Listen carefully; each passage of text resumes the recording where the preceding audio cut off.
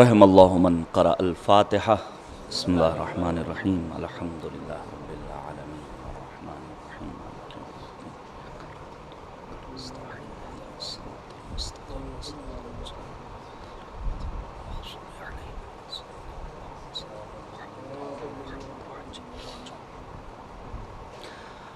ما شاء اللہ لا حول ولا قوة الا باللہ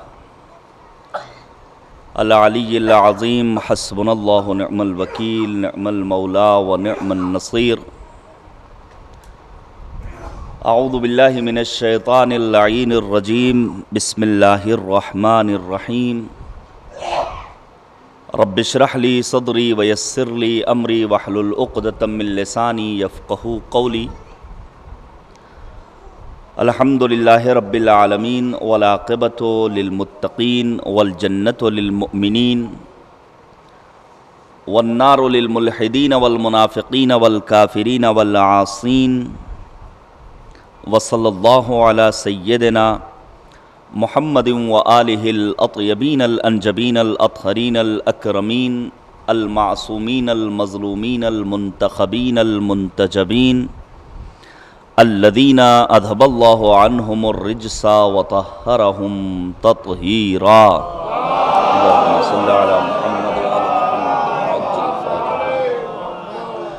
واللعنۃ الدائمۃ الباقیۃ علی اعدائہم اجمعین من الآن الی قیام یوم الدین آمین یا رب العالمین اما بعد فقد قال مولانا علی بن الحسین علیہم الصلاۃ والسلام رحم اللہ عمی العباس وَأَنَّ لِلْعَبَّاسِ عِنْدَ اللَّهِ تَبَارَكَ وَتَعَالَى مَنْزِلَةً يَغْبِطُهُ عَلَيْهَا جَمِيعُ الشُّهَدَاءِ يَوْمَ الْقِيَامَةِ صلوات بھیجیے گا بر محمد وعلی محمد۔ حضرات گزارش ہے کہ ایک مرتبہ سورہ حمد اور 3 مرتبہ سورہ اخلاص کی تلاوت کر کے مرحوم و مغفور جناب اکرام حسین ابن شہنشاہ حسین صاحب کی روح کو ارسال فرما دیں۔ اللہم صلی علی محمد وعلی محمد۔ بسم اللہ الرحمن الرحیم الحمد للہ رب العالمین الرحمن الرحیم مالک یوم الدین ایاک نعبد وایاک نستعین اہدنا الصراط المستقیم صراط الذین انعمت علیہم غیر المغضوب علیہم ولا الضالین۔ بسم اللہ الرحمن الرحیم قل هو اللہ احد اللہ الصمد لم یلد ولم یکن له کفوا احد۔ بسم اللہ الرحمن الرحیم قل هو اللہ احد اللہ الصمد لم یلد ولم یولد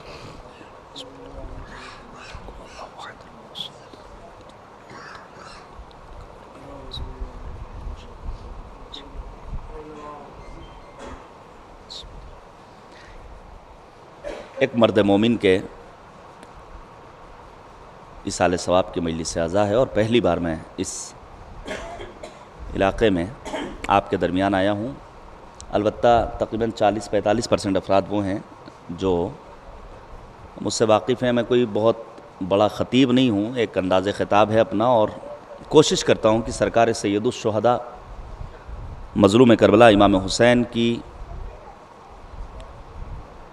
مجالس اعزا میں ان باتوں کا تذکرہ کیا جائے کہ جس کے ذریعے ہمارا معاشرہ واقعی معنی میں ایک حسینی، ایک انسانی، ایک الہی معاشرہ بن سکے۔ میں ایک حدیث سے اپنی گفتگو کا آغاز کروں۔ خود مظلوم کربلا نے ان مجالس اعزا کے سلسلے میں جو بیان فرمایا ہے وہ ہمارے لیے مشعل راہ ہے۔ سید الشہداء فرماتے ہیں من اتانا لم یعدم خصلۃ من اربع۔ توجہ کیجیے گا، یہ مجالس اعزا کس لیے؟ مولا فرماتے جو شخص ہماری بزم میں آتا ہے، جو ہمارے فرش اعزا کا اہتمام کرتا ہے، اسے 4 صفات و خصوصیات میں سے کوئی ایک نہ ایک چیز ضرور ملنی چاہیے۔ پہلی چیز آیت محکمہ، جو فرش اعزا حسین تک آتا ہے اس کا عقیدہ مضبوط ہوتا ہے، عقیدہ توحید، عقیدہ نبوت، عقیدہ امامت۔ ابھی ولایت امیر المؤمنین پر مشتمل آپ شعر سن رہے تھے۔ مومن اور منافق کو پہچاننے کے لیے واقعی معنی میں جان قربان جائیں۔ جناب جابر ابن عبداللہ انصاری کا وہ قیمتی جملہ عظیم معتبر صحابی جابر آتے ہیں پیغمبر کے پاس اور آنے کے بعد کہتے ہیں نبی خدا منافقین کا دور دورہ ہے، ماہ شعبان ماہ ولایت ہے، ماہ شعبان ماہ امامت ہے۔ پیغمبر اعظم سے کہتے ہیں اے نبی خدا منافقین کا دور دورہ ہے، نہیں معلوم کون مومن کون منافق، کیسے پتہ لگایا جائے؟ نبی مسکرائے۔ پیغمبر نے کہا جابر گھبراتے کیوں ہوں؟ جس بزم میں بیٹھو علی کا تذکرہ چھیڑ دو۔ اب وہ جابر کا جملہ سنہری حرفوں سے لکھا ہوا ہے، کنا نعرف فی زمن رسول اللہ المنافقین ببغضہم علیہ، ہم رسول کے زمانے میں منافقوں کو پہچانتے تھے تذکرہ علوی کے ذریعے۔ جس کے دل میں بغض امیر المؤمنین ہوتا تھا چہرہ اس کا مرجھا جاتا تھا، جس کے دل میں محبت امیر المؤمنین ہوتی تھی چہرہ اس کا کھل اٹھتا تھا۔ البتہ ممنون، اللہم صلی علی محمد وعلی محمد۔ البتہ اس ولایت کے اپنے تقاضے ہیں، میں ولایت کے موضوع پر بہت دیر گفتگو کر سکتا ہوں۔ ولایت صرف نعرے لگا لینے کا نام نہیں، بہت معذرت، اس وقت کی بات نہیں ہے۔ لا یعنی و لا حاصل باتوں پر فلک شگاف نعرے، چھتیں اڑ رہی ہیں، مجلسیں اٹھ رہی ہیں، بیٹھ رہی ہیں۔ عزیزان گرامی، فرش عزائے حسین پر آنے کے بعد انسان کو جو پہلی نعمت ملنی چاہیے وہ کیا ہے کہ انسان کا عقیدہ توحید مضبوط ہو۔ البتہ جب بات عقائد کی آتی ہے تو بہت سارے جوان کہتے ہیں مولانا آپ مجلس پڑھنے آئے ہیں، آپ ہمارے عقیدوں میں انٹرفیئر کا حق نہیں رکھتے ہیں۔ ہاں، آپ مداخلت نہ کیجیے، ہم ہی کو حق ہے اتفاقاً، طلاب، علماء، افاضل، واعظین، مراجع اعظام، بزرگان قوم، ان کو حق ہے۔ ویسے بھی مجھے سید العلماء کا وہ جملہ یاد آتا ہے، بڑا پیارا لکھا ہے انہوں نے کہا عقیدوں پر توحید کا پہرا ضروری ہے، خود ساختہ عقیدوں کی اپنے ہاں کوئی گنجائش نہیں ہے۔ پھر فرمایا وَقَضِيَّةً عَادِلَةً، ہماری بز میں آؤ تو تمہارے مزاج میں انصاف پیدا ہوگا۔ حسینی ہو اور ظالموں کی آنکھوں میں آنکھیں ڈال کر گفتگو کرنے کا ہنر نہ حاصل ہو تو کیا فائدہ ایسی مجلس کا؟ تبھی تو ہمارا سلام ہو امام حسین کے لیے، جن کے بارے میں مسیحی رائٹر نے لکھا ہمارا سلام ہو امام عزت، امام عظمت حسین ابن علی پر، جنہوں نے اپنی ایک شہادت کے ذریعے دنیا کی مظلوم عوام کو ظالم کی آنکھوں میں آنکھیں ڈال کر گفتگو کرنے کا ہنر پیدا کر دیا۔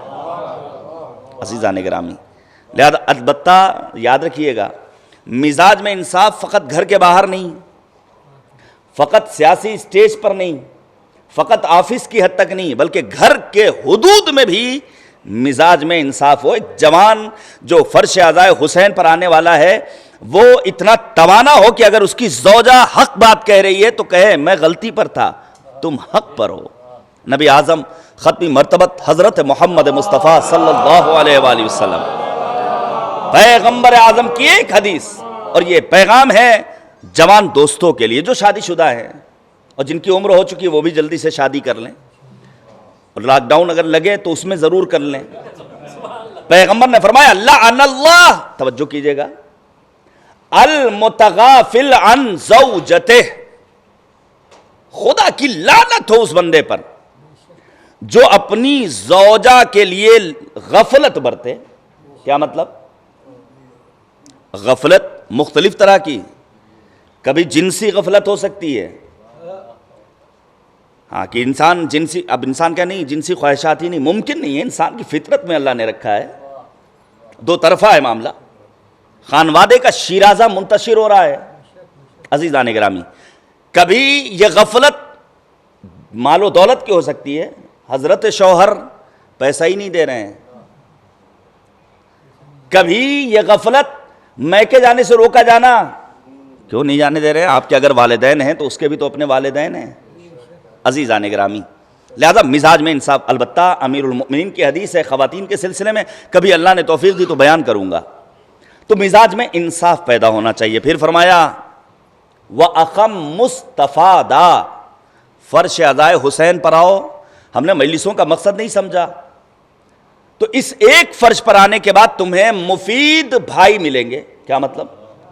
ڈاکٹر بھی فرش اعضاء پر ہوگا، انجینئر بھی فرش اعضاء پر ہوگا، نیتا بھی فرش اعضاء پر ہوگا، طلاب و افاضل بھی ہوں گے، قوم کے عام افراد بھی ہوں گے. جس طرح نماز جماعت کس لیے، نماز جمعہ کس لیے؟ تاکہ مختلف صنفوں سے تعلق رکھنے والے افراد ایک دوسرے سے ملاقات کریں، ایک دوسرے کے لیے معاون و مددگار ہوں. اسی طرح یہ نماز عشق حسینی فرش عزائے حسین پر پہنچنے کے بعد مختلف طرح کے افراد سے ملنے کا موقع فراہم کرتا ہے. اور پھر فرمایا وَمُجَالَسَةُ الْعُلَمَاء، فرش عزائے حسین پر آؤ تو تمہیں علماء کی ہم نشینی کا شرف ملے گا. علماء سے مراد یہ 8 میٹر کا امامہ سر پر رکھنے والے نہیں. علماء سے مراد وہ ٹوپی شیروانی اور ابا قبا زیب تن کرنے والے افراد نہیں. علماء یعنی وہ جن کے یہاں خوف و خشیت خداوندی پائی جاتی ہو. توجہ کیجئے گا، میں ایک بات آپ کے سامنے پیش کروں اور محسوس کیجئے گا. ماہ شعبان ہے، ماہ شعبان ماہ بصیرت ہے. وہ والی بصیرت نہیں جو عام طور سے ہمارے سماج میں کہ مسجد کے پاس سے گزر رہے ہیں تو چوم لیا. یہ بصیرت نہیں چاہیے، یہ بصیرت نہیں، یہ بے بصیرتی ہے کہ مسجد میں آ گئے تو نہیں، توبہ توبہ، غیبت نہیں، جھوٹ نہیں. ماہ محرم آ گیا تو اب گانا نہیں سنیں گے. ماہ رمضان آ گیا تو ٹی وی پر پردہ پڑ گیا. یہ پین کلر والا دین نہیں چاہیے جو تھوڑی دیر کے لیے رہے اور پھر وہ ختم ہو جائے. نہیں، ہمیں 24/7 جو آج کل لکھا ہوا ہے جگہ جگہ، اپنے آپ کو دیندار بنانا پڑے گا. عزیزان گرامی، بات کہیں سے کہیں نہ نکل جائے تو میں عرض یہ کر رہا تھا کہ ہمیں اور آپ کو علماء کی ہمنشینی کا شرف کہاں ملتا ہے؟ فرش عزا پر. البتہ علماء کون؟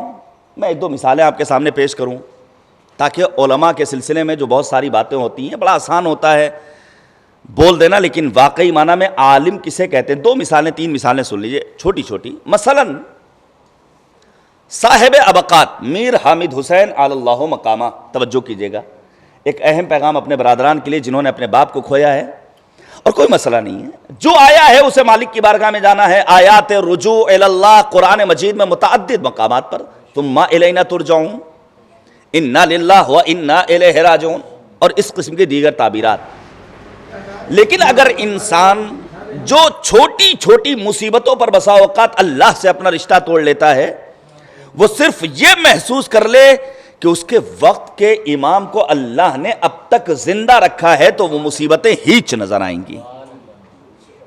پھر وہ ان چھوٹی مصیبتوں پر اللہ سے رشتہ نہیں توڑے گا. اور واقعی میں کمال یہی ہے کہ ہمارا وقت کا امام زندہ ہے. اس سے بڑی کیا خوشی ہو سکتی ہے؟ میر حامد حسین علی اللہ مقامہ کے جوان فرزند کا انتقال ہوا. پڑھیے علماء کی زندگی کو. میر حامد حسین لکھ رہے تھے ابقات الانوار جیسی معرکۃ العرا کتاب. ولایت کا حسین قلعہ تعمیر کیا ہے، اب تک نہیں لکھی گئی ایسی کتاب. حد یہ ہے کہ علامہ امینی نے بھی اسی کتاب سے استفادہ کیا. میر حامد حسین کے بیٹے کا انتقال ہوا.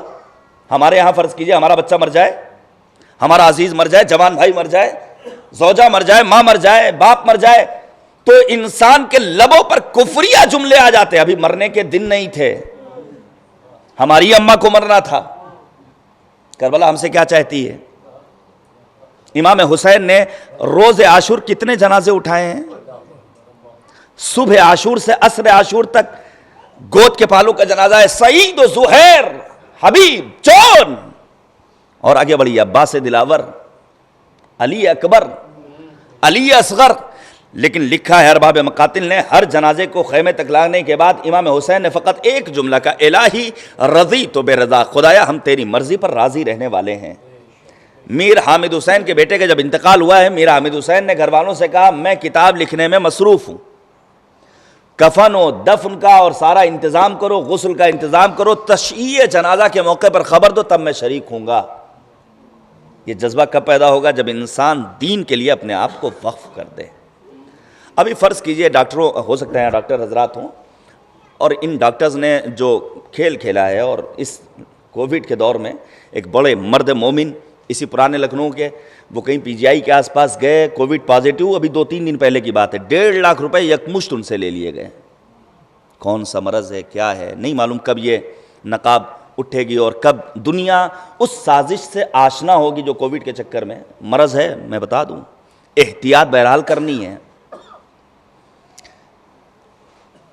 لیکن اگر کوئی مریض ہو جائے تو انسان کتنا دوڑتا ہے، کتنا بھاگتا ہے. یہ ایکس رے، یہ الٹرا ساؤنڈ، یہ دوا، یہ سیمپل، یہ بلڈ رپورٹ، یہ فلاں، انسان پریشان ہو جاتا ہے۔ لیکن ایسے موقع پر بھی ہمیں علماء کی زندگی کو پڑھنا چاہیے۔ میں ایک مثال دوں، علامہ محمد حسین طباطبائی رضوان اللہ تعالی علیہ، سنیے گا، ایک ایسی ذات جس نے تفسیر المیزان لکھی۔ تفسیر المیزان آج ہماری مساجد میں نہیں، ہاں بکس میں آپ کو پیٹیاں مل جائیں گی پاروں کی، جو نہیں معلوم کب کھلتی ہیں، کب پڑھا جاتا ہے، مجھے خبر نہیں ہے، میں نے تو نہیں دیکھا کہ کبھی پڑھا جاتا ہو۔ ایک ایک مسجد میں 10 پیٹیاں، کتاب زندوں کو حیات نو عطا کرنے کے لیے قلب پیغمبر پر نازل ہوئی، اسے مردوں سے مخصوص کر دیا گیا۔ تفسیر المیزان تو بہت دور کی بات، ہمارے پاس تو ہمارے اپنے بر صغیر کے علماء کی لکھی ہوئی تفاسیر نہیں ہے۔ علامہ طباطبائی اس ذات کا نام ہے جس کے لیے معمار انقلاب حضرت آیت اللہ العظمیٰ روح اللہ موسوی خمینی رضوان اللہ تعالی علیہ نے کہا تھا کہ آج کا انسان ان کو نہیں پہچان سکتا، ان کی معرفت حاصل نہیں کر سکتا، 200 سال بعد جو پیدا ہوگا وہ پہچانے گا کہ یہ کون تھے۔ تو کیا علامہ طباطبائی ہم جیسے مولوی تھے، امام خمینی ہم جیسے طالب علم تھے جو ایک دوسرے کو ٹائٹل دے رہے ہیں؟ جب تک رنگین پوسٹر، بڑے بڑے القاب و خطابات، پھر مجھے یاد آتا ہے حکیم امت جناب مولانا ڈاکٹر سید قلب صادق صاحب قبلہ مرحوم اعلی اللہ مقامہ کا جملہ جو کہا کرتے تھے، جب قوم جاہل ہوتی ہے تو چھوٹے چھوٹے لوگوں کو بڑے بڑے القاب و خطابات سے نوازنے لگتی ہے۔ آپ یقین جانیے، لوگ خود بیٹھتے ہیں اپنے پوسٹرز کو خود ڈیزائن کرواتے ہیں تاکہ شہر میں نظر آئیں وہ۔ عزیزان گرامی، علامہ طباطبائی کے بارے میں 200 سال بعد پیدا ہونے والا جب میں نے مطالعہ کیا ان کی زندگی کا، تو کیا ملا کہ علامہ طباطبائی ظاہر قرآن پر اس حد تک عمل کرتے تھے، جس حجرے میں قرآن مجید ہوتا تھا اس کمرے میں اپنا لباس بھی تبدیل نہیں کرتے تھے۔ ہم اور آپ ماہ رمضان کا انتظار کرتے ہیں کہ آئے گا ماہ رمضان تب پھر قرآن کریم غلافوں سے نکلے گا۔ جہیز میں تمام چیزیں ملتی ہیں، ہر چیز اس کے کور سے باہر آ جاتی ہے، واشنگ مشین سے لے کر کے اور فریج، انڈکشن، چولہا، تمام چیزیں ہیں۔ تنہا وہ چیز جو عظیم کتاب، یہ کیوں قرآن پر حملہ ہوا ہے؟ کیونکہ قرآن کے تئیں ہم بیدار نہیں ہیں، قرآن اسی طرح غلاف میں رکھا رہتا ہے۔ علامہ طباطبائی کی زندگی کا واقعہ ہے کہ ایک مرتبہ مریض ہوئے، شدید بخار، اور اس عالم میں کہہ رہے ہیں الحمدللہ، توجہ کیجئے گا، الحمدللہ۔ علامہ طباطبائی کے شاگرد نے پوچھا، آقا بیماری کے عالم میں بھی الحمدللہ، خیریت تو؟ علامہ کہتے ہیں دیکھو، انسان جب مریض ہوتا ہے تو اس کے پیچھے 3 علتیں ہو سکتی ہیں، یا یہ کہ پروردگار عالم اس مرض کے ذریعے اس کے درجے کو بلند کرنا چاہتا ہے، اس کو مقام و مرتبہ دینا چاہتا ہے، اس کی پوسٹ بڑھانا چاہتا ہے، یا یہ کہ پروردگار اس مرض کے ذریعے اپنے بندے کو متوجہ کرنا چاہتا ہے کہ ہوش میں آ جاؤ، زیادہ پرے پرواز نہ نکلیں۔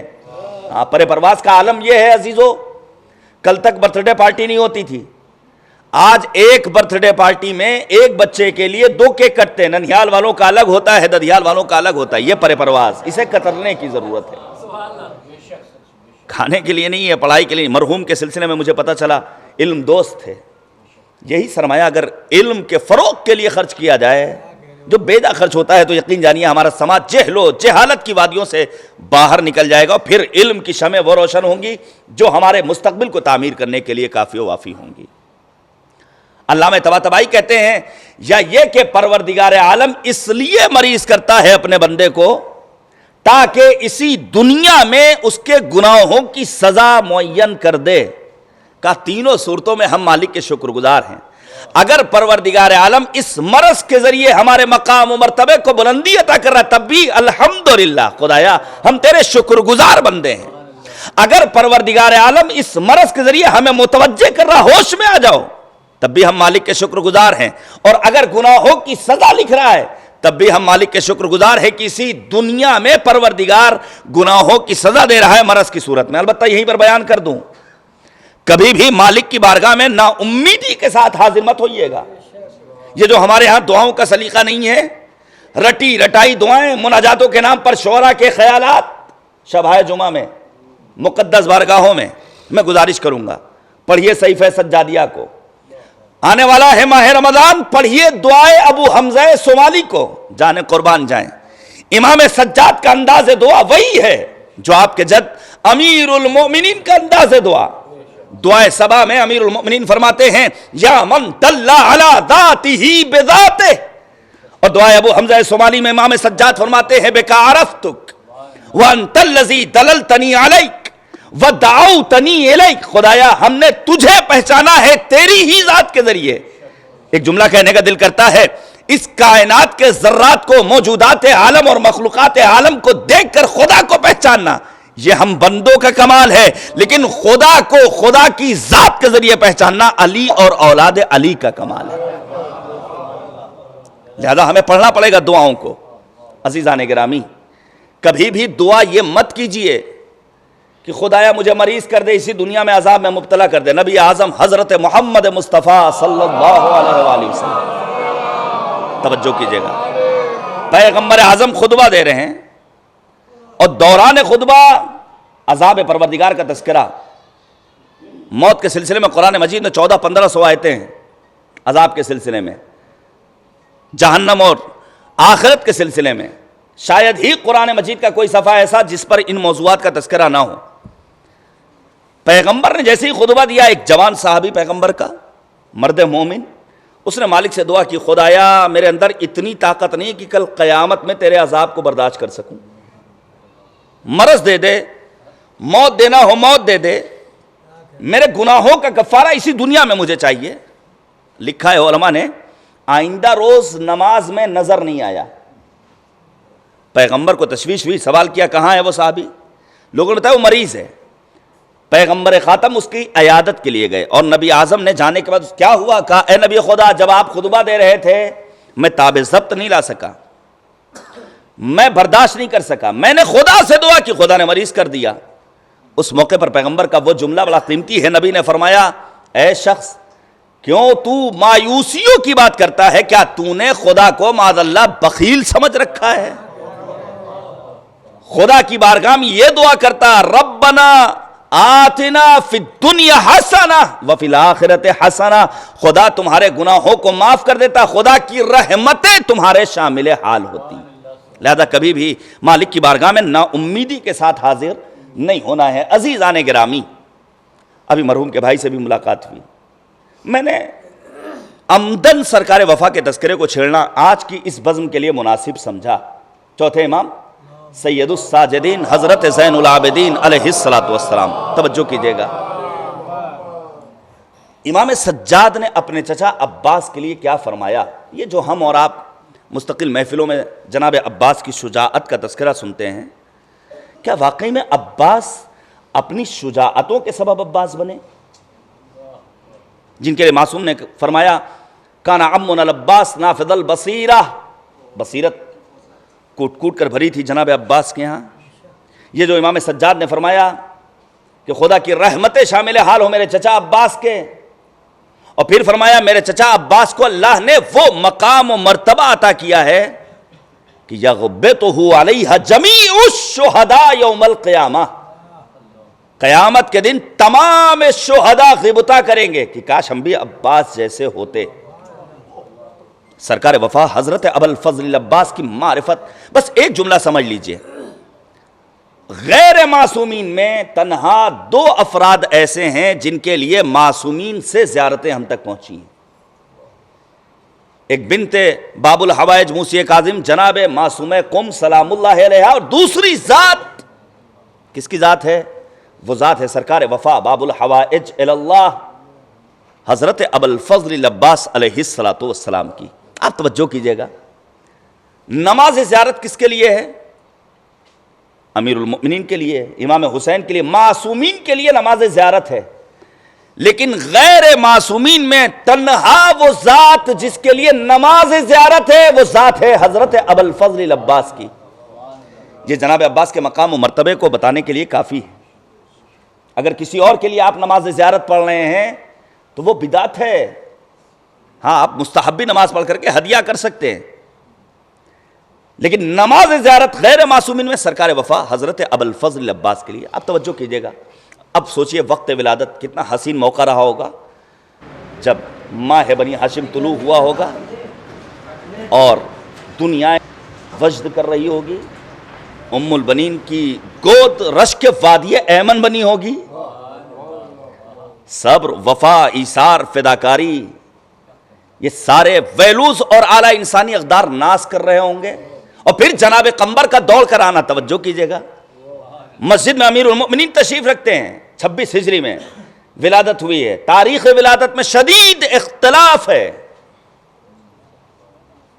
جناب قمبر آنے کے بعد خبر دیتے ہیں بچے کی ولادت کی. امیر المؤمنین مسرت کے ہمراہ تیز قدم ہو کر کے گھر پہنچتے ہیں. جناب زینب نے بڑھ کر استقبال کیا. ایک جملہ آپ کے سپرد کروں. پروردگار عالم نے، توجہ کیجئے گا، پروردگار عالم نے ہر نبی کو اس کے دور کے تقاضے کے اعتبار سے معجزہ عطا کیا.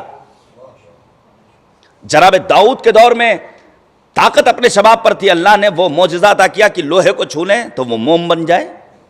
جناب موسیٰ کے دور میں جادوگری اپنے شباب پر تھی، ایسا عصا دیا جس سے کئی کام، قرآن مجید میں آیتیں موجود ہیں. جناب عیسیٰ کے دور میں طبابت اپنے عروج پر تھی، اللہ نے یہ طاقت دی کہ اگر کسی مریض کے سر پر ہاتھ رکھ دے وہ شفایاب ہو جائے، کسی مردے کو ٹھوکر مار دے تو وہ زندہ ہو جائے. نبی کا دور آتا ہے، دو چیزیں اپنے عروج اور شباب پر، ایک عرب کی شجاعت، دوسرے عرب کی فصاحت و بلاغت. پروردگار نے نبی اعظم کو اس دور کے تقاضے کے لحاظ سے دو چیزیں عطا کی، فصاحت و بلاغت کا ٹھاٹھے مارتا ہوا سمندر قرآن مجید، اور شجاعت کا مجسم نمونہ امیر المومنین، جن کے بغیر تاریخ اسلام کوڑے کاغذ کے مانند. اور بعد امیر المومنین، بعد نبی اعظم، دور امیر المومنین کا یہی شجاعت ہے، یہی فصاحت ہے. مولا اللہ نے آپ کو کیا عطا کیا؟ عجب نہیں آواز امیر المومنین آئے، اللہ نے مجھے بھی میرے دور کے تقاضے کے لحاظ سے دو معجزے عطا کیے. فصاحت و بلاغت کے معجزے کو زینب کہتے ہیں اور شجاعت کے معجزے کو عباس دلاور کہتے ہیں.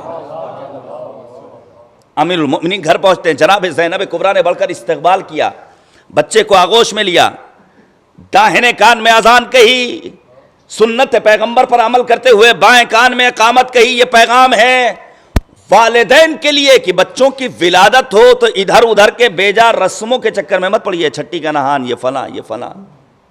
یہ دیکھیے ہمارا دین کیا کہتا ہے، ختنہ کب کرانا ہے، عقیقے کی کیوں اتنی تاکید ہے، اتنے ہی پیسے خرچ ہو جاتے ہیں ان رسومات کو ادا کرنے میں، لیکن جو دین کہتا ہے اسے فالو نہیں کیا جاتا ہے.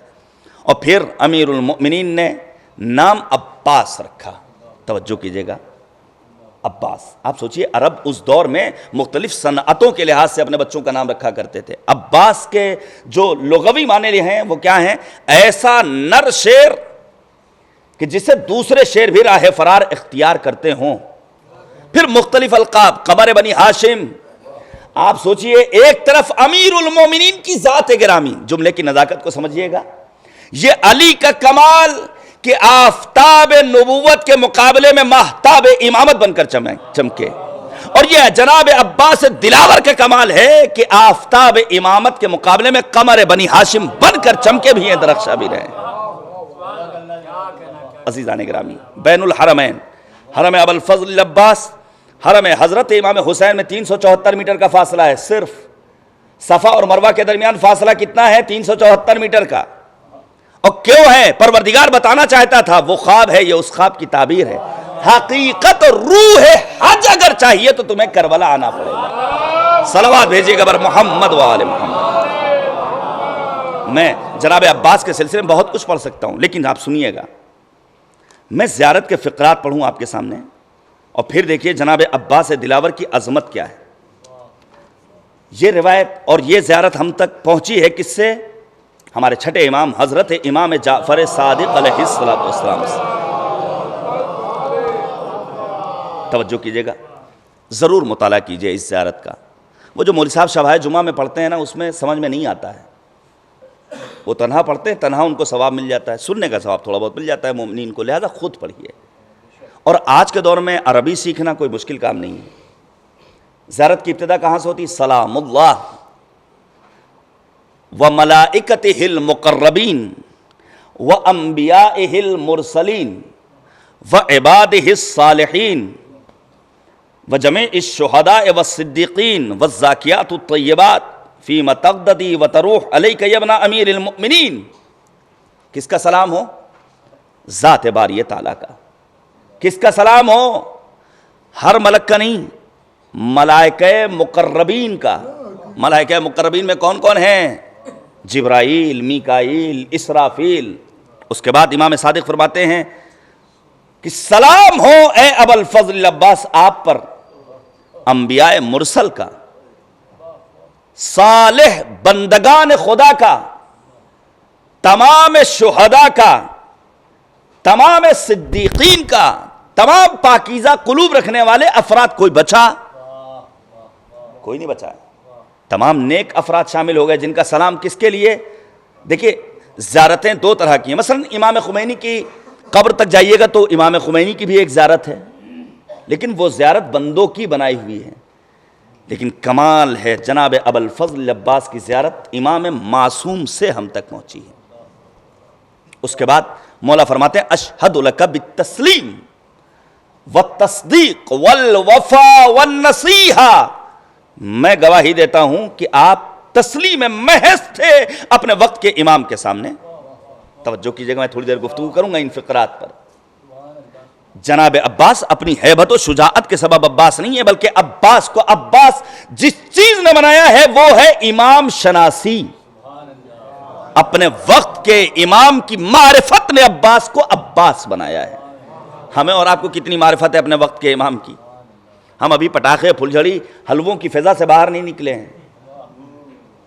کیا واقعی معنی میں ہمیں وقت کے امام کی معرفت ہے؟ پورے لکھنؤ میں ریکارڈ ہو رہی ہے مجلس. میرا سوال ہے علماء، خطباء، ذاکرین سے، مؤمنین سے، ماتمی انجمنوں کے ذمہ داروں سے، کتنی جگہوں پر مہدویت کے سلسلے میں اس برس کوئی ایک بروشر چھپا ہو؟ ہم نے کیا دنیا والوں کے سامنے امام زمانہ کو پہچانوایا؟ کسان آندولن کرنے والے کسانوں تک ہم نے پہنچایا کہ امام آئیں گے جو آنے کے بعد زمین کو رونق بخشیں گے؟ کیا ہم نے بتایا کشاورزی اور کسانی اور کھیتی کے اور کاشتکاری کے اصول کیا ہوں گے؟ ابھی تو ہم نے خود نہیں معرفت حاصل کی، ابھی ہم نے اپنے بچوں کو نہیں پہچانوایا، ابھی ہماری ماؤں نے نہیں پہچانا، خود ہم نے نہیں پہچانا.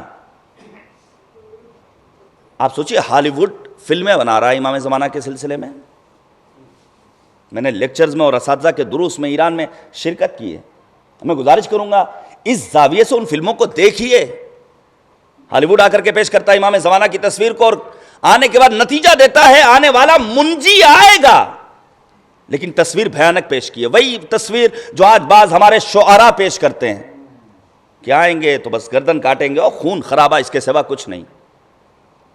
امام الرحمہ ہے امام زمانہ، رحمت للعالمین، نبی اعظم کے وارث ہے امام زمانہ. کیوں اتنی بھیانک تصویر ہم پیش کرتے ہیں؟ عزیزان گرامی، سرکار حجت کو پہچاننا، البتہ معرفت کون سی معرفت؟ صرف نیمہ شعبان کی حد تک محدود نہ رہے. وہ ناشتے والی دعا جو دعائے ندبہ ہے اس حد تک محدود نہ رہے. میں ایک دو نمونے پیش کروں مثال کے طور پر. آپ سوچئے وہ معرفت ہمارے ہاں ہے یا نہیں؟ فروغ ابدیت میں جناب آیت اللہ العظمہ جعفر سبحانی نے کیا لکھا ہے؟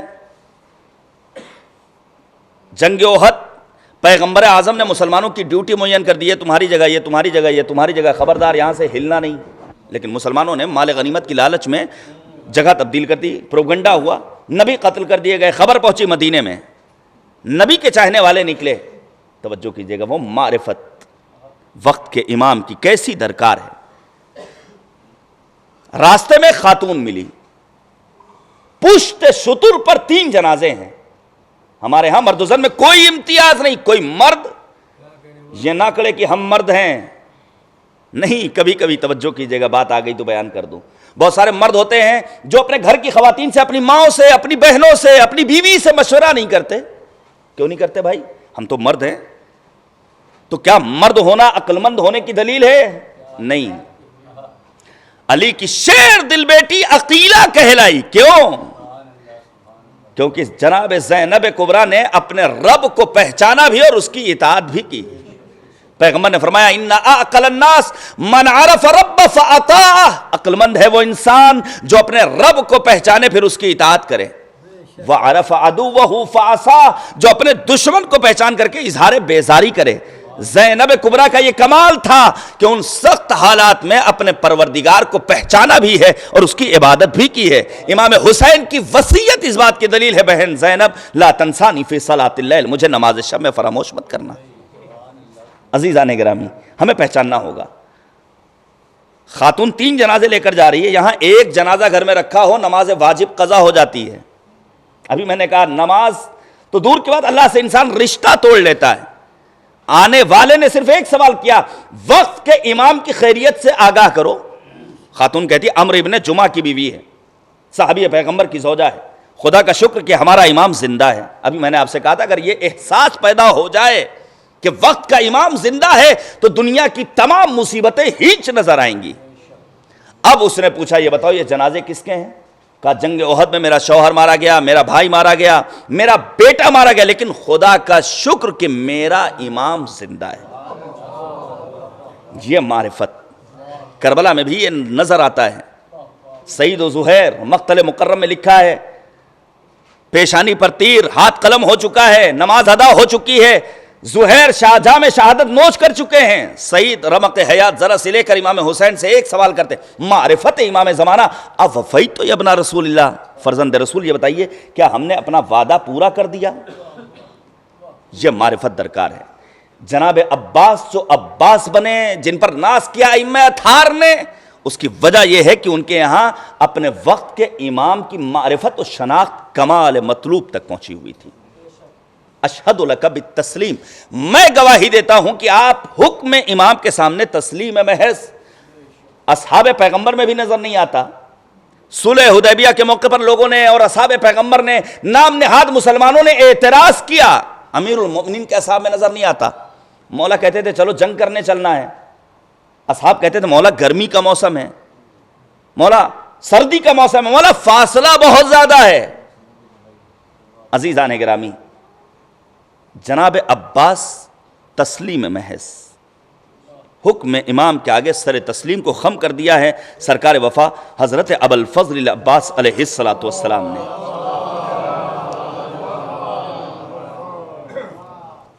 آپ اتنے کم تو نہیں ہیں ماشاءاللہ۔ اللہم صلی علی محمد وعجل فرجہ۔ آپ سوچئے تسلیم محض کا مطلب یہ ہے وہ عباس جس نے امیر المؤمنین سلام اللہ علیہ کی شہادت کے بعد کن کن مقامات پر صبر کیا ہے۔ سبط اکبر امام حسن مجتبیٰ کی شہادت کے منظر کو نگاہوں کے سامنے لائیے، لیکن چونکہ حکم امام تھا تلوار کو نیام میں رکھ لیا۔ زور شہادت ہمیں صفین میں نظر آیا، لیکن جو عروج شہادت ہے وہ ہمیں کربلا میں نظر آیا۔ سرکار وفا حضرت ابوالفضل عباس تسلیم محض اس حد تک کہ جناب زینب کا کہنا ہے کہ شب عاشور ہم نے کیا دیکھا کہ میرے بھیا عباس اپنے بھائیوں کے ساتھ خیمے میں بیٹھے ہوئے گفتگو کر رہے ہیں، اور ہمارا سلام ہو ام البنین سلام اللہ علیہ پر۔ یہ میں ایک پیغام دینا چاہتا ہوں، اگر مجھ جیسا جوان اس دنیا سے رخصت ہو جائے تو بیوہ اور کمسن بچوں کو دیکھنے کے بعد آدمی یہی کہتا ہے کہ اب بیچاری کا کیا ہوگا، اب ان بچوں کا کیا ہوگا، کیونکہ کربلا کو ظاہری نگاہوں سے دیکھا ہے۔ آپ سوچئے ام البنین اس خاتون کا نام ہے، سن 40 میں امیر المؤمنین کی شہادت ہوئی۔ اس زاویے سے ہم نے کربلا کو سنا، سمجھا، پڑھا۔ عباس سب سے بڑے، عمر 15-16 برس، دوسرے بیٹے کی عمر 5 برس، تیسرے کی 3 برس، کمسن بچے کی عمر 1 برس، لیکن بعد شہادت امیر المؤمنین جناب ام البنین نے اپنے بچوں کی اتنی حسین تربیت کی ہے کہ جب لٹا ہوا قافلہ مدینے پہنچا ہے، خبر شہادت ملی تو ام البنین سلام اللہ علیہ نے فقط ایک جملہ کہا، کلہم بفداء الحسین، پالا ہی تھا حسین پر فدا کرنے کے لیے۔ تربیت کیسی کی ہے۔ جناب عباس شب عاشور خیمے میں بیٹھ کر کے گفتگو کرتے ہیں، کل آقا حسین پر مظلومیت کا وقت آنے والا ہے، کیا ارادہ ہے؟ سب نے کہا جو آپ کی مرضی وہ ہماری مرضی، ہم جان دے دیں گے۔ اور پھر مجھے تبری کا ماتم کرنے کا دل کرتا ہے، تبری جیسا معتبر عالم، لیکن چونکہ در امیر المؤمنین سے وابستگی نہیں، تبری نے غلطی کی ہے. تبری نے لکھا اس لیے بھیجا جناب عباس نے اپنے سے پہلے اپنے بھائیوں کو تاکہ ان کے بھائیوں کی میراث جناب عباس کو مل جائے. کتنی چھوٹی بات, چونکہ ذہن چھوٹا تھا, سوچ چھوٹی تھی, سوچ گھٹیا تھی. عباس دلاور سے اگر پوچھا جائے تو مولا عباس یہی کہیں گے کہ ہم اگر چند چیزوں میں اپنے بابا امیر المومنین کے مشابہ تو اپنے بھائیوں کی شہادت کے نذرانے کو اپنی شہادت سے پہلے پیش کر کے آقا حسین سے مشابہ بننا چاہتے ہیں. ہم نہیں چاہتے ہیں, توجہ کیجئے گا, اپنے وقت کے امام کی معرفت کا مطلب کیا ہے. شاید ابو الفضل عباس آواز دیں, ہم نہیں چاہتے ہیں کہ میرا آقا حسین اپنے بھائی کی شہادت کے غم کو برداشت کرے. میں چاہتا ہوں کہ پہلے میں اپنے بھائیوں کی شہادت کے غم کو برداشت کروں اور پھر میرا آقا حسین اپنے بھائی کی شہادت کے غم کو برداشت کرے. اس زاویے سے سوچنے کی ضرورت ہے. تسلیم محض تھے جناب ابو الفضل عباس سلام اللہ علیہ. والتصدیق, جتنے نقصانات ہمیں امام زادوں سے پہنچے ہیں کم نہیں ہیں. ایک طویل فہرست ہے ایسے افراد کی, فرزندان ائمہ اطہار علیہم السلام کی, جنہوں نے خود امامت کو تسلیم نہیں کیا ہے. عبداللہ ابن افتح, جعفر کذاب, متعدد افراد. سرکار وفا ابو الفضل عباس کا کمال یہ ہے کہ انہوں نے اپنے وقت کے امام کی امامت کی تصدیق بھی فرمائی ہے. والوفا, میں گواہی دیتا ہوں کہ آپ کے ہاں وفاداری, آج وفاداری کا فقدان ہے ہمارے ہاں. میاں بیوی آپس میں وفادار نہیں ہیں, والدین کے ساتھ بچے وفادار نہیں ہیں, طلاب اور اساتذہ ایک دوسرے کے لیے وفادار نہیں ہیں. عزیزان گرامی, اس وفاداری کو ہمیں اور آپ کو سمجھنا ہوگا. معصوم نے فرمایا ثلاثۃ لیس فیہن رخصہ, تین چیزوں میں کوئی چھوٹ نہیں, کوئی تخفیف نہیں, کوئی ڈسکاؤنٹ نہیں. پہلی چیز ماں باپ کا احترام, بڑی عظمت ہے والدین کی. قرآن کریم میں 13 مقامات پر پروردگار نے والدین کا تذکرہ کیا, 7 مقامات پر وبالوالدین احسانا اپنی توحید کے ہمراہ تذکرہ کیا. چونکہ باپ کے اصالہ ثواب کی مجلس ہے, اور میں یہ بات شیش محل میں پڑھ چکا ہوں, مومنین یہاں تشریف رکھتے ہیں. آیت اللہ ہے بہاؤالدینی کا وہ جملہ ذہن نشین رہے. آغا بہاؤالدینی کہتے تھے جب میں کسی کو ترقی کرتے ہوئے دیکھتا ہوں یا جب کسی کو تنزلی کا شکار ہوتے ہوئے دیکھتا ہوں تو بے ساختہ ایک جملہ میرے لبوں پر آتا ہے, ترقی کر رہا ہے تو گویا ماں باپ کی دعائیں اس کے شامل حال ہیں, اور اگر تنزلی کا شکار ہو رہا ہے گویا ماں باپ کی بد دعائیں اس کے شامل حال ہیں. ماں بد دعا نہیں کرتی, ماں مظہر رحمت پروردگار ہوتی ہے, لیکن اگر باپ دل برداشتہ ہو جائے اور اولاد کے حق میں نفرین کر دے تو امام رضا غریب نے فرمایا قلت النسل وانقطاع, نسل منقطع ہو جاتی ہے. مولوی قنداری جیسے عارف نے کہا اصل تربت کربلا بھی انسان کی جیب میں ہو, اور اگر باپ نے نفرین کر دی ہے تو اس تربت کربلا کا بھی اسے فائدہ پہنچنے والا نہیں ہے. ماں باپ کا احترام, اس میں کوئی چھوٹ نہیں ہے. اس لیے معصوم نے فرمایا ثلاثۃ, 3 گروہ ایسے ہیں جن کے مشام تک جنت کی خوشبو بھی نہیں پہنچے گی. تارک الصلاۃ ولو برکعۃ, نماز چھوڑنے والا چاہے ایک رکعت ہی نماز کیوں نہ چھوڑے. اب بہت سارے لوگ مل جائیں گے, عزاداری اور نماز کا مقابلہ. پھر جناب رضا سرسوی جو ان دنوں علیل ہیں اللہ انہیں شفا دے, انہوں نے کہا کہ مولا کے تو قاتل بھی حافظ تھے, نمازی تھے, تم کیسے حسینی ہو جو دین سے غافل ہو. اور یہ کہہ کے رضا شاید شہ موڑ لیں منہ اپنا, وہ جسم کے قاتل تھے تم روح کے قاتل ہو. اس کے بعد امام معصوم فرماتے ہیں شارب الخمر ولو بقطرۃ, کبھی کبھی خبریں ملتی ہیں کہ فلاں صاحب لے لیتے ہیں, کبھی کبھی شوقیہ ڈرنک کر لیتے ہیں. جب بے حجابی کی بات آتی ہے تو والدین کہتے ہیں مولانا ایک فنکشن ہی کا تو مسئلہ, ایک ولیمے ہی کی تو بات تھی. ہم تو منڈی میں بیٹھے ہوئے ہیں جہاں میرج ہال اور لان کی ایک بڑی تعداد, سلیو لیس ڈریس, اور جب نکاح کی اجازت لینے کے لیے لڑکی کے پاس جایا جاتا ہے, بے حیائی کہاں تک پہنچ گئی ہے, بے غیرتی کس شباب پر ہے. واقعی میں حیرت ہوتی ہے, دنیا کہاں پہنچ گئی. اور آپ اس کو عروج کا نام دے رہے ہیں, آپ سوچ رہے ہیں بہت اسٹینڈرڈ ہے یہ, نہیں, یہ تنزلی ہے. یہ حقارت ہے۔ رہبر معظم انقلاب کے افکار کا مطالعہ کیجئے تو آپ کو معلوم ہوگا، انہوں نے صراحت کے ساتھ کہا مغربی تہذیب اور ثقافتی یلغار سے بچنے کے لیے اسلامی دستور، قرآن مجید، نہج البلاغہ اور صحیفہ سجادیہ کا مطالعہ ضروری ہے۔ اور پھر فرمایا آقل والدین ولو بلحظۃ، والدین نے اگر کسی کو آگ کر دیا چاہے ایک لمحے کے لیے ہی کیوں نہ آگ کیا ہو، جنت کی خوشبو نہیں پہنچ سکتی ہے، لہذا اس میں کوئی چھوٹ نہیں۔ پھر فرمایا امانت داری، ہمارے یہاں امانت داری نہیں ہے۔ میسج میں نے آپ کو بھیجا روحی بھائی، اور آپ نے فارورڈ کر دیا، آپ نے مجھے بھیجا، میں نے فارورڈ کر دیا بغیر پوچھے ہوئے۔ یہ جو گھروں میں لڑائیاں ہو رہی ہیں، خواتین تک کے پیغام پہنچے، اس گھر کی بات اس گھر میں، سسرال کی بات میکے میں، میکے کی بات سسرال میں، یہ امانت میں خیانت ہے۔ امانت میں خیانت فقط مال میں نہیں، امانت داری کا مقام و مرتبہ یہ ہے کہ امام سجاد نے فرمایا اگر، توجہ کیجئے گا، اگر میرے بابا کا قاتل میرے پاس اس شمشیر کو بطور امانت لا کر رکھے جس سے اس نے میرے بابا کے سر و تن میں جدائی کی، تب بھی میں اس امانت میں خیانت نہیں کروں گا۔ اور پھر تیسری چیز وہ ہے وفاداری، اس میں کسی طرح کی کوئی چھوٹ نہیں ہے۔ وفاداری کس کے لیے؟ حکم خدا کے لیے۔ الم اعہد الیکم یا بنی آدم، کیا ہم نے تم سے عہد و پیمان نہیں لیا؟ حکم خدا سے اگر عہد و پیمان لیا گیا تو ہم وفادار رہیں ذات خدا کے۔ وفاداری کا ثبوت کس طرح دیں؟ واجبات کو انجام دے کر کے، محرمات سے پرہیز کر کے۔ والدین کے ساتھ کیسے وفادار رہیں؟ ان کے فرما بردار بن کر کے۔ زن و شوہر ایک دوسرے کے لیے وفادار کیسے رہیں؟ وہ ان کے حقوق ادا کریں، یہ ان کے حقوق ادا کریں۔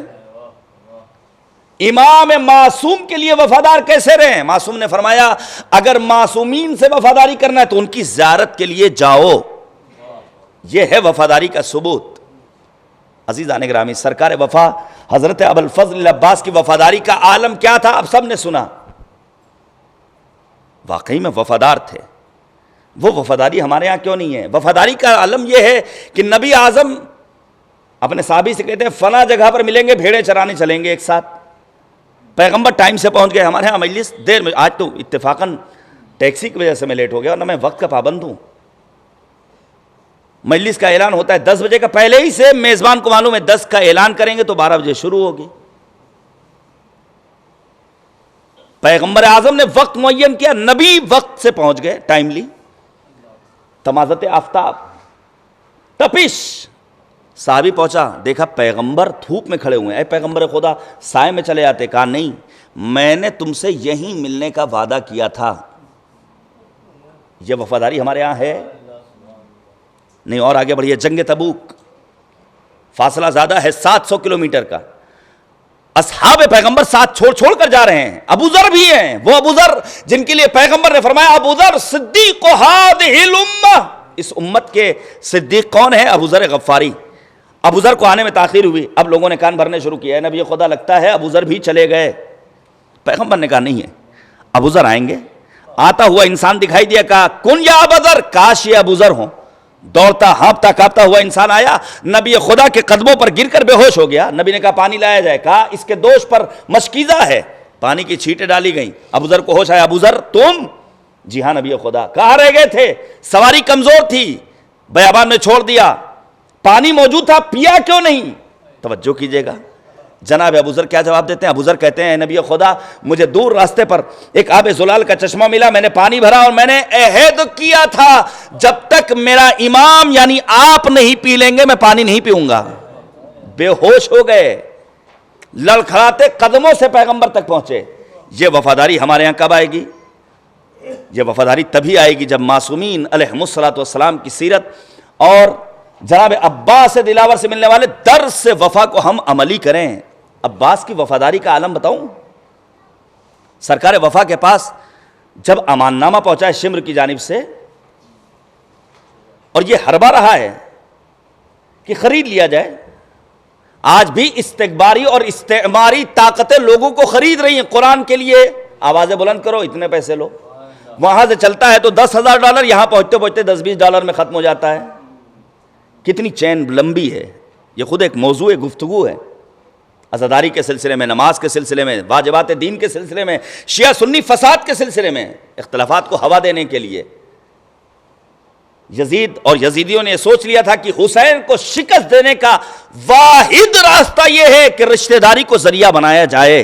توجہ کیجئے گا، وہ افراد جنہیں اپنے خاندانوں پر بڑا ناز ہے، اپنے قبیلوں پر، اپنے سید ہونے پر، نسلی تعصب کی اسلام میں کوئی گنجائش نہیں ہے. شمر رشتے میں معمول لگتا تھا، وہی قبیلہ جو جناب ام البنین کا. شمر نے جب امان نامہ بھیجا ہے، اس موقع پر جناب عباس سلام اللہ علیہ کی وفاداری کا عالم یہ ہے، ٹھکرایا ہے، اور ساتھ ہی ساتھ متوجہ ہوئے کہ مجھ سے کہاں پر کمی رہ گئی، میں یہ ہمت کی. آپ سوچئے، فرض کیجئے میرے باپ کو کوئی برا کہے تو ایک مطلب اگر میں غیرت مند ہوں سوچوں گا میرے باپ کی غلطی کہاں پر تھی کہ لوگوں نے ایسا کہا. جناب عباس کی وفاداری ہم نے شب عاشور دیکھی. توجہ کیجئے گا میرے عزیزو، شب عاشور بالکل نہیں بولے ہیں. جناب عباس نے کوئی گفتگو نہیں کی امام حسین سے. ہاں کب بولیں؟ شب عاشور جب چراغ گل کیا ہے امام حسین نے، اس موقع پر جناب عباس گویا ہوئے مولا کہاں غلطی رہ گئی کہ آپ کہنے جسے جانا ہو چلا جائے. یہ وفاداری ہمارے یہاں بھی اگر وفاداری آ جائے تو یقین جانیے ہمارا گھر جنت نظیر، ہمارا سماج، ہمارا معاشرہ، ہماری سوسائٹی گلشن کے مانند معطر نظر آئے گی. ہر دور میں انسان کا حشم ہو جائے، مینارِ تہذیب امم ہو جائے، لکھے گا وہی ہاتھ وفا کی تاریخ جو ہاتھ قلم ہو کے علم ہو جائے. بڑے بڑے فاتحین کو دیکھا ہے، بس میں نے ختم کر دیا، مجھے چونکہ سفر بھی کرنا ہے. بڑے بڑے فاتحین کو دیکھا ہے. مسلمانوں نے طارق ابن زیاد کو فاتح الفاتحین کا نام دیا. توجہ کیجئے گا، 700 سال مسلمانوں نے اسپین میں حکومت کی، لیکن آپ انصاف سے بتائیے کیا آج اسپین میں اسلامی نظام، کیا صدائے تکبیر سنائی دے رہی ہے؟ کیا اسلامی حکومت ہے؟ نہیں. 700 سال حکومت کرنے کے بعد آخر کیا کیا امام حسین نے کربلا کے میدان میں کہ چند دنوں کے اندر ایسا نظام لے کر آئے کہ آج دنیا کے قریہ قریہ، بستی بستی، گوشہ و کنار میں عباس کا پرچم لہرا رہا ہے. راز کب کھلا ہے؟ طارق ابن زیاد جو فاتح الفاتحین ہے مسلمانوں کا، دریائے راستے سے پہنچتا ہے. فرق پہچانیے دونوں انقلاب میں، دونوں کرداروں میں. اور طارق ابن زیاد نے کشتیوں کو غرق آب کر دیا، آذوقہ حیات کو نابود کر دیا، پھر فوجیوں کو خطاب کر کے کہتا ہے جسے جانا ہو چلا جائے. زندگی کا واحد راستہ، چلو لڑو، جیت گئے تو زندگی تمہارے مقدر میں. یہ طارق ابن زیاد ہے جو کشتیوں کو غرق آب کر کے اپنے فوجیوں سے کہہ رہا ہے جسے جانا ہو چلا جائے. اور وہ حسین ہے جو مظلوم کربلا ہیں، شب عاشور چراغ کو گل کر کے کہہ رہے ہیں میں جنت کی ضمانت لیتا ہوں. عزیزان گرامی، اسی کے نتیجے میں آج پوری دنیا میں سرکار وفا حضرت ابوالفضل عباس کا پرچم لہرا رہا ہے. جناب عباس کیوں بنے؟ چونکہ ان کے ہاں امام شناسی تھی. بس کبھی اللہ نے توفیق دی تو مفصل گفتگو کروں گا، چند جملے میں مصائب کے ضرور پیش کروں گا. عباس تو اس ذات کا نام ہے، چونکہ ماہ شعبان ہے. ایک روایت ابھی میرے ذہن میں آ گئی.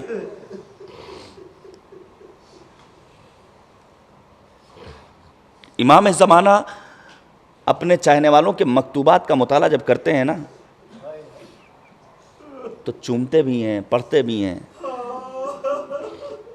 لیکن بعض خطوط وہ ہوتے ہیں جنہیں امام زمانہ اپنے آنکھوں سے لگاتے ہیں. سنیں گے؟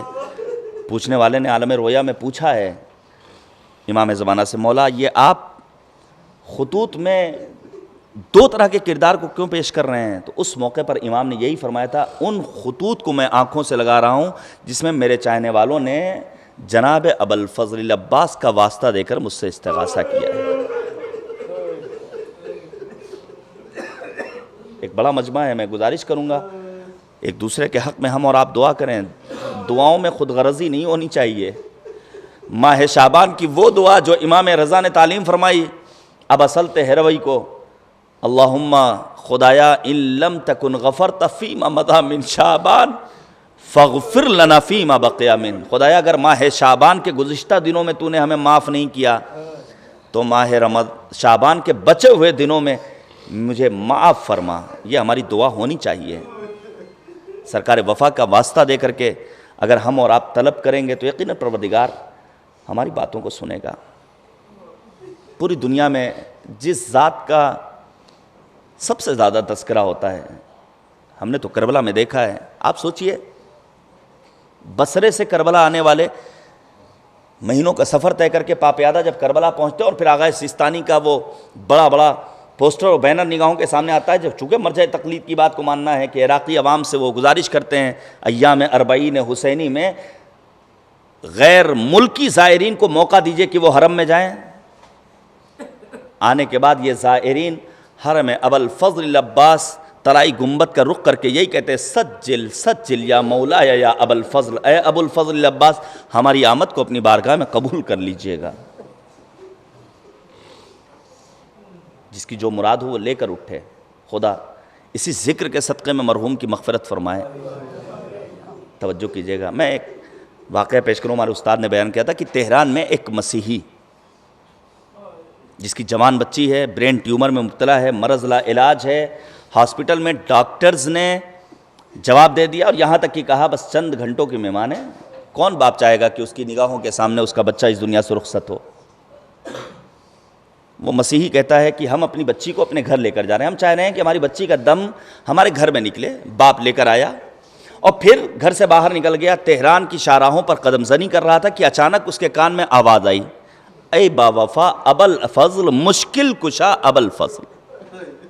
وہ دوڑتا ہوا پہنچا. کیا دیکھا؟ ایک بزرگ. یہ آواز کہاں سے آ رہی؟ کہا تمہیں نہیں معلوم کربلا میں امام حسین کو مارا گیا، ان کے بھائی ابوالفضل العباس کی زری یہاں سے کربلا جا رہی ہے. سنیے گا کیا لکھا ہے اور کیا بیان کیا گیا ہے. وہ جاتا ہے ابوالفضل العباس کی زری کی جالی کو تھام کر کہتا ہے، اے ابوالفضل آپ کو آپ کے بھائی حسین کا واسطہ میری بچی کو شفا مل جائے. زار زار گریا کرتا ہے. گھر کے پاس پہنچا. کیا دیکھا؟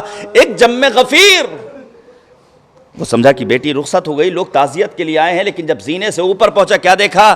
وہ بچی جو اٹھنے کے لائق نہ تھی وہ قدم زنی کر رہی، سینے سے لگا لیا. بیٹا ہوا کیا؟ کہا جب مجھے ملائکہ لے کر چلے، دو بازوؤں کو قلم کرنے والا ابوالفضل العباس اپنے کٹے ہوئے بازوؤں کے ہمراہ آتے اور آنے کے بعد کہتے ہیں اس کے باپ نے آقا حسین کا واسطہ دے کر شفا طلب کی ہے. اب وہ کہتا ہے کیسے بدبخت تھے وہ افراد جنہوں نے کربلا میں ایسے انسان کے شان قلم کر دیا. اب سمجھ میں آیا عظمت کیا ہے ابوالفضل العباس کی. جناب فاطمۃ الزہرا روز محشر انہی کٹے ہوئے بازوؤں کو لے کر آئیں گی. اور پھر سرکار وفا کی عظمتوں کو ہمارا سلام. بس میں نے ختم کر دیا. خدا ان آوازوں پر رحمت نازل کرے. خدا کوئی غم نہ دے سوائے غم اہل بیت طاہرین علیہم الصلاۃ والسلام کے. آپ سوچئے وہ منظر لائیے. جناب عباس نے امام حسین کو آواز دی ہے اور جب جناب امام حسین میدان کربلا میں پہنچے کیا دیکھا؟ ایک طرف داہنا بازو، ایک طرف بایاں بازو، اپنی ردا میں ان کٹے ہوئے بازوؤں کو رکھ رہے. اچانک آواز گونجی، ماذا تفعل یا ابن الزہرا، اے فرزند زہرا کیا کر رہے ہو؟ امام حسین رونے لگے. اے بھیا عباس، کس کی مجال تھی جو تمہاری موجودگی میں اماں فاطمہ کا نام لیتا، لیکن تمہارے بعد ہوئے مقتل میں اماں زہرا کا نام لیا جا رہا ہے. اجرکم علی اللہ. بس آخری جملے مختار نامے کی ایک روایت آپ کے سامنے پیش کروں. شب عاشور مختار نامے کی صرف ایک روایت. جناب مختار کے پاس جب شمر کو قید کر کے لایا گیا ہے تو اس موقع پر جناب مختار نے شمر سے ایک سوال کیا، یہ بتاؤ کربلا میں تم نے بہت مظالم ڈھائے، لیکن کون سا ظلم ایسا تھا جسے کرنے کے بعد تمہارے پیروں میں تھرتھراہٹ پیدا ہو گئی تھی؟ کہتا آپ سن نہیں پائیں گے، آپ حسین کے چاہنے والے ہیں. لیکن اصرار بڑھا. مختار کہتا ہے بعد شہادت حسین عصر کے ہنگام مجھے حکم ملا کہ خیموں کی تنابوں کو کاٹا جائے. ہم خیموں کی تنابوں کو کاٹتے جا رہے تھے. ایک خیمے میں پہنچے. کیا دیکھا؟ ایک کمسن بچی یتیم حسین مظلوم کربلا. پیار بیٹی کا حسین ابن علی سے پوچھو. اور پھر جناب مختار سے شمر کہتا ہے میں نے دیکھا مصلی عبادت بچھا ہوا. تم کون؟ کہا میں سکینہ بنت الحسین. یہاں کیوں؟ کہا تمہیں معلوم ہے جو صبح سے گیا ہے واپس نہیں آیا ہے. میرے بابا میدان کربلا میں گیا، میں نے خدا سے دعا مانگی، خدایا اگر میرا بابا آ گیا تو میں نماز شکر ادا کروں گی. یہ خاک کس لیے؟ کہا پانی نہیں ہے، تیمم کر کے نماز ادا کروں گی. شمر کہتا ہے مختار اتنے میں میری نگاہ سکینہ کے گوشوارے پر پڑی. سنیں گے آپ؟ کہتا ہے مجھے گوشوارے چاہیے. ننھے ننھے ہاتھ سکینہ سے گوشوارے نہ کھلے. شمر کہتا ہے میں گھلکیاں دیتے ہوئے آگے بڑھا، جو میں نے گوشوارے چھینے کان کی لبیں پھٹ گئی، خون کا فوارہ جاری ہوا. سکینہ نے ترائی کا رخ کیا. اے چچا عباس، ذرا آ کر تو دیکھو، جس شان سے تم نے ہمیں گوشوارے پہنائے تھے، آج تمہاری شہادت کے بعد